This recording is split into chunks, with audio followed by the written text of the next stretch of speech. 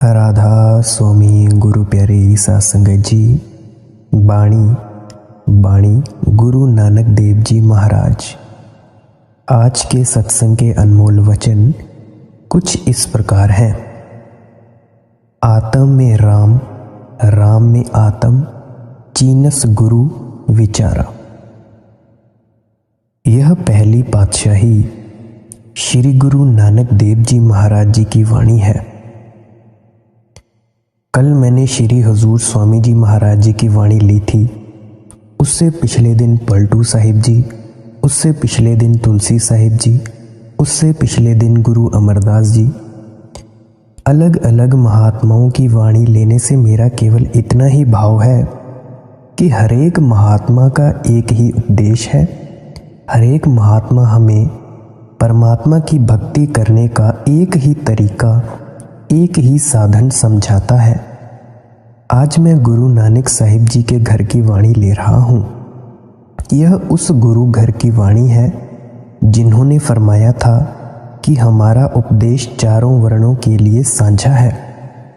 जिसमें गुरु साहिब ने फरमाया था, खत्री ब्राह्मण सूद बैस उपदेश चहु वर्णा कौ साजा, गुरुमुख नाम जपै उदरै सो कलमह घट घट नानक माझा। गुरु साहिब के कहने का भाव है कि आपकी तालीम सारे आलम के लिए है, क्योंकि चहु वर्णा या चारों वर्णों में सारी दुनिया आ जाती है। अच्छी तरह विचार करके देख लें कि कोई भी महात्मा किसी खास फिरके या संप्रदाय, किसी खास मुल्क के लोगों के लिए नहीं आता। महात्मा सारी दुनिया को अपना ही समझते हैं। उनका एक ही उपदेश है और वो उपदेश सबके लिए साझा होता है। इसीलिए गुरु अर्जुन साहिब जी ने भी कहा था, नाको वैरी नहीं विगाना, सगल संग हम कऊ बन आई। महात्मा किसी को अपना बैरी या दुश्मन नहीं समझते, किसी को पराया नहीं समझते हैं। वे सबको अपना ही मानते हैं। इसीलिए गुरु अमरदास साहिब जी हम सबको समझाते हैं, जीव जंत सब तिस दे सबना का कोई, मंदा किसनु आखिए जे दूजा होई। आप जी कहते हैं, हे परमात्मा, ये सब दुनिया के जीव तेरे अपने बनाए हुए हैं और तू सबके अंदर खुद बैठा हुआ है। मंदा या बुरा तो हम किसी को तब कह सकेंगे अगर उन जीवों को किसी और ने बनाया हो या उनके अंदर कोई और परमात्मा रहता हो। आप सोचकर देखें कि गुरु साहिबान जी ने हमें मालिक के आगे कैसी विनती करनी सिखाई है। तेरे पाणे सर्वत का भला। अपना भला तो हम सब दुनिया के जीव मांगते हैं, लेकिन आपकी यही शिक्षा है कि अपना ही नहीं सारी दुनिया का भला मांगना है। आप सोचें, जो सारी दुनिया का भला मांगते हैं वे किसी से नफरत किस तरह कर सकते हैं? वे किसी के गले टाटने की स्कीमें किस तरह बना सकते हैं?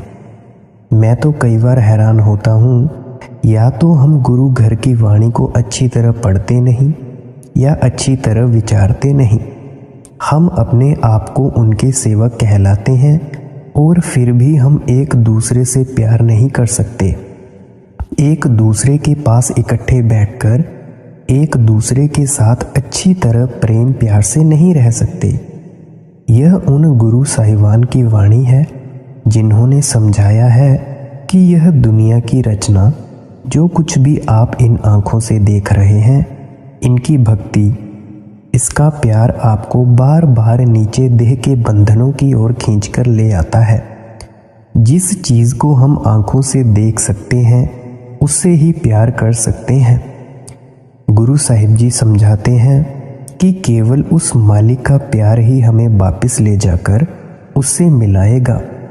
जिस परमात्मा की आप भक्ति करने के लिए कहते हैं, जिस परमात्मा से मिलने के लिए आप उपदेश करते हैं, उस परमात्मा को तो आज तक किसी ने देखा नहीं। जिसको हमने कभी देखा ही नहीं, हम उसकी भक्ति किस तरह कर सकते हैं? उसके साथ प्यार किस तरह कर सकते हैं?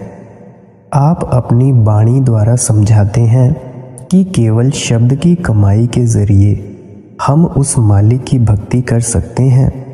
नाम की कमाई करके इस रचना से हमारा मोह या प्यार निकल जाता है, उस मालिक से हमारा मोह या प्यार पैदा हो जाता है।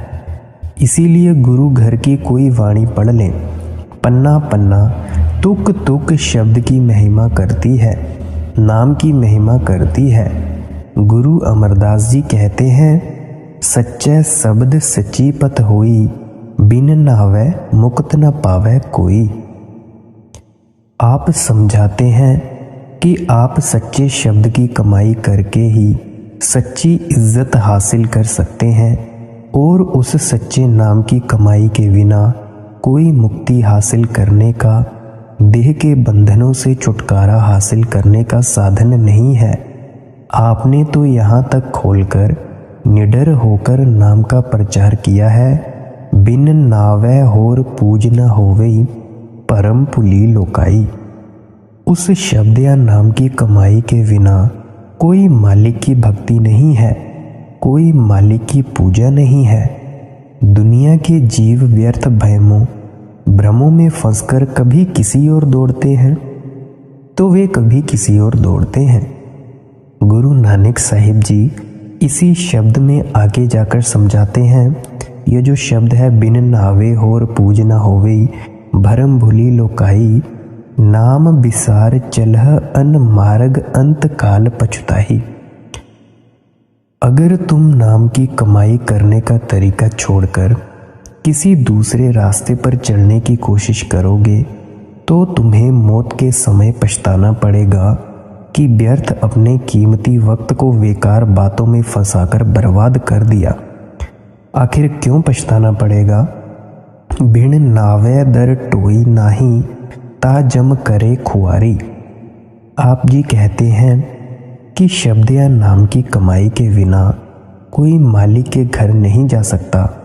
यमदूतों के हाथों खराब होना पड़ता है, जन्म मरण के दुखों में आना पड़ता है। यही हमें कबीर साहिब जी ने भी समझाया था। यह संसार कागद की पुड़िया, बूंद पड़े घुल जाना है। कहत कबीर सुनो भाई साधो, सतगुरु नाम ठिकाना है। कागज की पुड़िया पर पानी पड़ जाए, कागज गल जाता है। उसी तरह अपना शरीर है, इसे अग्नि के सुपुर्द होकर जल जाना है, मिट्टी के सुपुर्द होकर गल जाना है। कबीर साहिब जी कहते हैं कि अगर तुम देह में बैठकर नाम की कमाई नहीं करोगे तो आखिर तुम्हें पछताना पड़ेगा कि व्यर्थ अपनी जिंदगी बेकार बातों या बहमों और भ्रमों में फंसकर बर्बाद कर दी। यही स्वामी जी महाराज जी ने हमें खोलकर उपदेश दिया है। वे कहते हैं, गुरु कहें खोलकर भाई, लग शब्द अनाहद जाई, बिन शब्द उपाओ न दूजा, काया का छूटे न कूजा। शब्द या नाम की कमाई के बिना कोई उपाय या तरीका नहीं है कि हम किसी हालत में देह के बंधनों से छुटकारा प्राप्त कर सके। इसीलिए सब महात्मा केवल शब्द या नाम का प्रचार करते हैं। पर ध्यान रहे कि जो असली महात्मा होते हैं, असली संत होते हैं, वही केवल शब्द या नाम का प्रचार करते हैं। कोई भी महात्मा दुनिया के अंदर कौमों, मजहबों, मुल्कों के झगड़े खड़े नहीं करता। ना ही कोई महात्मा किसी के हाथ में डंडे और तलवारें देने के लिए आते हैं। संत महात्मा केवल हमसे नाम की कमाई करवाकर, हमारे ख्याल को नाम के साथ जोड़कर, हमें देह के बंधनों से आज़ाद करके वापिस ले जाकर उस परमात्मा से मिलाने के लिए आते हैं। प्यारी साध संगत जी, यहाँ पे गौर करना, ये जो नाम की कमाई है ये कैसी होती है। ये जो हम भजन सिमरन करते हैं तो कुछ वक्त हमारे भजन करने के बाद जब हमारा मन बिल्कुल शांत होने लग जाता है, तब हमारे कानों में आवाज़ सुनाई देती है। जो आवाज़ होती है वो नाम की आवाज़ होती है, शब्द की आवाज़ होती है, अनाहत नाद की आवाज़ होती है। इसी आवाज़ को सुनते सुनते पकड़कर हमें अपने शरीर को छोड़ना है, अपनी आत्मा को ऊपरली मंजिलों में लेकर जाना है और इसी से हम जहाँ से आए हैं अपने मुख्य स्रोत तक पहुँच पाएंगे। लेकिन आमतौर पर ऐसे मालिक के भक्तों और प्यारों के जाने के बाद जो हमें नाम की कमाई करना सिखाते हैं, उनकी जो असली तालीम होती है, असली उपदेश होता है, आगे गुरु नानक साहिब इस शब्द में खोलकर बताएंगे, उसको हम बिल्कुल भूल जाते हैं। हम बाहरमुखी हो जाते हैं, कर्म कांड में फंस जाते हैं, बल्कि उनकी तालीम को छोटे छोटे दायरों में बंद करके कौमों, मजहबों, मुल्कों की शक्लें दे देते हैं और एक दूसरे के साथ लड़ना झगड़ना शुरू कर देते हैं। हम ऐसा क्यों करते हैं? कोई अपने पेट के लिए करता है, कोई अपनी इज्जत और मान बढ़ाई के लिए करता है। अब जिन महात्माओं की तालीम सारी दुनिया के लिए है, अगर कोई उनके उपदेश को छोटे छोटे दायरों में बंद करता है, आप सोचें उन महात्माओं के साथ कोई इससे ज़्यादा और क्या बेइंसाफ़ी कर सकेगा। अगर खुले दिल से किसी भी महात्मा की वाणी पर विचार करते हैं तो यही समझ आती है कि हर एक महात्मा का एक ही संदेश है, हर एक महात्मा का एक ही उपदेश है। यहाँ गुरु नानक साहिब हमें बड़े प्यार से समझाते हैं, आत्म में राम, राम में आत्म, चीनस गुर विचारा। आत्मा के अंदर परमात्मा है, परमात्मा के अंदर हमारी आत्मा है, लेकिन इस चीज़ की समझ हमें किस समय आएगी? जिस समय गुरुमुखों के उपदेश पर चलकर हम उस परमात्मा को अपने अंदर पहचानने के काबिल बन जाएंगे। यही कबीर साहिब जी ने भी कहा है, कहो कबीर इह राम की अंश। आत्मा उस परमात्मा की अंश है। आप देखें, एक बड़ का पेड़ कितना बड़ा होता है, लेकिन उसका बीज बहुत छोटा होता है। अगर कोई हमें समझाने की कोशिश करे कि इतने छोटे से बीज के अंदर इतना बड़ा बड़ का पेड़ है, आसानी से यह किसी की समझ में ही नहीं आता।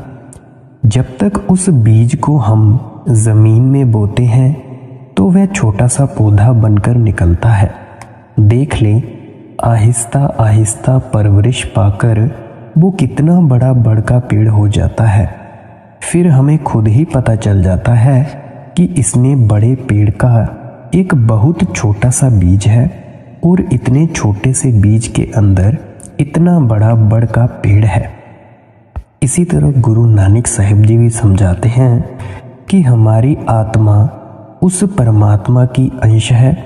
हम उस सतनाम समुद्र के कतरे हैं। उस मालिक से बिछुड़कर इस माया के जाल में फंसे हुए हैं। यहाँ आकर हमारी आत्मा ने मन का साथ ले लिया है। मन आगे इंद्रियों के भोगों, विषय विकारों, शराबों कबाबों का आशिक है। जो जो कर्म हम मन के अधीन होकर करते हैं, अच्छे भी करते हैं, बुरे भी करते हैं, उन सब का नतीजा साथ साथ हमारी आत्मा को देना पड़ता है। इस दुनिया को गुरु साहिब ने कर्मा संदड़ा खेत कहकर समझाया है। गुरु अर्जुन साहिब जी कहते हैं, जेहा विजय सो लूण कर्मा संदड़ा खेत। ऋषि मुनियों ने इस संसार को कर्म भूमि कहकर बयान किया है। हम देह में बैठकर जो जो कर्म करते हैं उनको भोगने के लिए हम सबको बार बार इस 84 के जेल खाने में आना पड़ता है। अगर हम मिर्च का बीज बोते हैं, हमें मिर्च की फसल इकट्ठी करनी पड़ती है। अगर आम का पौधा लगाते हैं, आम के फल खाने के हकदार हो जाते हैं। स्वामी जी फरमाते हैं, कर्म जो जो करेगा तू वही फिर भोगना भरना। अपने किए हुए कर्मों का फल हर एक को भोगना पड़ता है, लेकिन ना कोई कर्म, ना कोई अच्छे कर्मों के कारण देह के बंधनों से आज़ाद हो सकता है, ना कोई बुरे कर्मों के कारण जन्म मरण के दुखों से बच सकता है। अगर हम नेक कर्म करते हैं, क्या नतीजा होता है? सेठ साहूकार बन जाते हैं, राजा महाराजा बन जाते हैं, कौमों मजहबों मुल्कों की हुकूमत हासिल करके आ जाते हैं। लोहे की जंजीरें उतर जाती हैं, सोने की बेड़ियां पड़ जाती हैं, झोंपड़ी से बिस्तर उठा लेते हैं, महलों में जाकर बिछा लेते हैं, हाथ से झाड़ू निकल जाएगा, हुकूमत की बागडोर मिल जाएगी, ज़्यादा से ज़्यादा हम स्वर्गों और बैकुंठों तक पहुंच जाते हैं। वे भी भोग योनियां हैं, खास वक्त या समय के लिए हैं। उसके बाद फिर हम सबको यहाँ 84 के जेल खाने में आना पड़ता है। अगर बुरे कर्म करते हैं फिर तो हमारे लिए नरक और 84 तैयार ही है। क्या राजा, क्या प्रजा, क्या अमीर, क्या गरीब, क्या स्त्री, क्या पुरुष, सब दुनिया के जीव इस जगह आकर अपने अपने कर्मों का हिसाब दे रहे हैं और इन कर्मों के कारण जिस जगह जाकर हमें जन्म लेना पड़ता है उस शरीर में जाकर दुख और मुसीबतें सहनी पड़ती हैं। किसी भी जामे में जाकर कोई कभी सुख हासिल नहीं कर सकता, कभी कोई शांति प्राप्त नहीं कर सकता। नीचे के जामों की तो हालत क्या बयान करेंगे, सोचा ही नहीं जा सकता कि उनमें कौन कौन से दुख और मुसीबतें भोगनी पड़ती हैं। आप इंसान के जामे के बारे में अच्छी तरह विचार करके देखें। इसको ऋषि मुनियों ने नर नारायणी देह कहकर समझाया है, मुसलमान फ़कीरों ने अशरफुल मखलूक़ात कहकर समझाया है। इसको हम सृष्टि का सिरताज भी कहते हैं। इसके अंदर बैठकर कोई कौन सा सुख प्राप्त कर सकता है या शांति प्राप्त कर सकता है? किसी से पूछ कर देख लें। कोई बेचारा बीमारी के हाथों तंग आया हुआ है, कोई बेरोजगारी के हाथों दुखी हो जाता है, किसी गरीब के औलाद नहीं होती, वो बेचारा तड़प रहा है। कईयों को औलाद ने दुखी किया हुआ है, किसी को कर्जा लेना है, किसी को कर्जा देना है। आप रोज सड़कों पर कंगालों की हालत देखते हैं, जेल खाने में जाकर सभी कैदियों की कहानियां सुनते, अस्पतालों में जाकर कभी बीमारों की चीखें सुने। इस दुनिया के अंदर तो दुख ही दुख है, मुसीबतें ही मुसीबतें हैं। रोज अखबार पढ़ते हैं, रेडियो सुनते हैं, ये कौमों मजहबों मुल्कों के झगड़े हमारा पीछा ही नहीं छोड़ते। देख लें कितने गरीबों का खून हो रहा है, कितनी स्त्रियां विधवा हो रही हैं, कितने बच्चे यतीम हो रहे हैं। जिस नगरी में यह हालत है कि गरीब बेचारे रोटी और कपड़े के लिए भटकते व तड़पते फिरते हैं, उस नगरी के अंदर आकर कोई सुख किस तरह हासिल कर सकता है, कोई शांति किस तरह प्राप्त कर सकता है? गुरु अमरदास जी ने जी समझाया था, पीर सच्चे थे सदा सुहागण। हमारी आत्मा स्त्री है, वह परमात्मा इसका पति है। जब तक यह आत्म रूपी स्त्री परमात्मा रूपी पति के चरणों में नहीं पहुंचती, यह कभी सुहागिन नहीं हो सकती। इसका कभी जन्म मरण के दुखों से छुटकारा नहीं हो सकता। इसीलिए हम सबको उस परमात्मा की खोज है।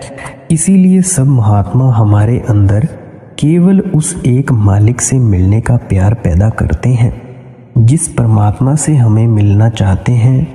गुरु नानक साहिब कहते हैं कि वह परमात्मा एक है। यह नहीं कि हिंदुओं का और है या सिखों, ईसाइयों, मुसलमानों का और है। हिंदुस्तान के रहने वाला का भी नहीं है, अमेरिका में भी वो रहने वाला नहीं है, बल्कि वह तो सब जगह में है। गुरु नानक साहिब कहते हैं, सबना जिया का एक दाता, सो मैं बिसरना जाई। जो कुछ भी है उसको उस एक परमात्मा ने पैदा किया है, जो सबका दाता है, सबका बादशाह है। वो एक ही परमात्मा सबकी संभाल करता है, सबकी परवरिश करता है। ऋषि मुनियों ने भी हमेशा उस परमात्मा को एक एका कहकर याद किया है। मुसलमान फ़कीरों ने उसको रब्बुल आलमीन कहकर समझाया है, रब्बुल मुसलमीन कहकर बयान नहीं किया। वो परमात्मा जो सारे आलम का एक है, वह परमात्मा नहीं जो केवल मुसलमानों का है। एक ही परमात्मा है और हमेशा से वही एक परमात्मा चला आता है। जपजी साहिब की पहली पौड़ी में गुरु नानक साहिब कहते हैं, आद सच जुगाद सच है भी सच, नानक होसी भी सच। आप कहते हैं कि खोज करते करते हमारे तजर्बे में ऐसी चीज़ आई है, आगे इस शब्द में भी समझाएंगे, जो आदि जुगादी से सच चली आ रही है, जो कभी नाश नहीं होती, कभी फना नहीं होती। वह कौन सी चीज़ है? वो एक परमात्मा है। वह परमात्मा सत्ययुग में भी था, त्रेता और द्वापर में भी था, अब भी है और आगे भी उसी परमात्मा को रहना है। फिर गुरु अमरदास जी कहते हैं, हर बिन सब किछ मैला संतो। उस परमात्मा के बिना सब मैल है, सब कूड़ है, सबको नाश होना है, फना होना है। वह परमात्मा जो एक है, जो सबका सांझा है, जो सदा से सच चला आ रहा है, उसकी ना तो कोई कौम है, ना तो कोई मजहब है, ना उसकी कोई जाति है, ना उसका कोई रंग रूप है। गुरु अर्जुन देव जी कहते हैं, वर्ण जात चिन्ह नहीं कोई, सब हुक्म सृष्ट उपायदा। जिस परमात्मा ने अपने हुक्म के जरिए सारी दुनिया की रचना की है, ना तो वह काला है, ना तो वह गोरा है, ना हिंदू है, ना सिख है, ना वो हिंदुस्तान का रहने वाला है, ना अमेरिका, ना अफ्रीका का रहने वाला है। आप सभी सोचें, अगर परमात्मा की कोई जाति पाति नहीं है, आत्मा की कौन सी जाति पाति हो सकेगी? अगर सूरज की कोई कौम नहीं है, एक मामूली किरण की क्या कौम होगी? अगर समुद्र की कोई जाति पाति नहीं है, मामूली कतरे की क्या जाति हो सकेगी? परमात्मा ने इंसान को पैदा किया है। हम अपने आप को छोटी छोटी जाति पाति, कौमों, मजहबों, मुल्कों में बांट कर बैठ जाते हैं और एक दूसरे के भिन्न भेद में फंसे हुए हैं। आप किसी भी महात्मा की वाणी की अच्छी तरह खोज करके देख लें, सब महात्मा हमारे ख्याल को जाति पाति से ऊपर उठाते हैं। गुरु अमरदास जी कहते हैं, जिथै लेखा मंगिए तिथै देह जात न जाए। आप कहते हैं, भाई जिस जगह तेरे कर्मों का हिसाब किताब होगा, उस जगह किसी ने तेरी जाति पाति नहीं पूछनी। वहां तुझे किसी ने सवाल ही नहीं करना कि तू हिंदू था या सिख था या ईसाई था, या तू हिंदुस्तान से आया है या किसी और देश से आया है। गुरु साहिब जी कहते हैं कि वहाँ हमारे कर्म देखे जाते हैं, हमारा भक्ति भाव देखा जाता है, हमारा मालिक से मिलने का इश्क और प्यार देखा जाता है। बाबा बुल्ले शाह कहते थे, उथे अमलां दे होने ने नवेड़े, किसी ना तेरी जात पूछनी। आप सोचें, जाति पाति का संबंध अपने शरीर के साथ है। शरीर को हमने अग्नि के स्पुर्द कर देना है, मिट्टी के स्पुर्द कर देना है। किसी जाति पाति मिट्टी में ही मिलकर रह जाती है। किसी के कौम, किसी के मजहब अग्नि के स्पुर्द खत्म हो जाते हैं। कबीर साहिब जी कहते हैं, जाति पाति पूछे न कोई, हरि कहाँ भजै सो हरि का होई। वहाँ कोई तुम्हारी जाति पाति नहीं पूछेगा। जो परमात्मा की भक्ति करता है, वह परमात्मा का रूप हो जाता है।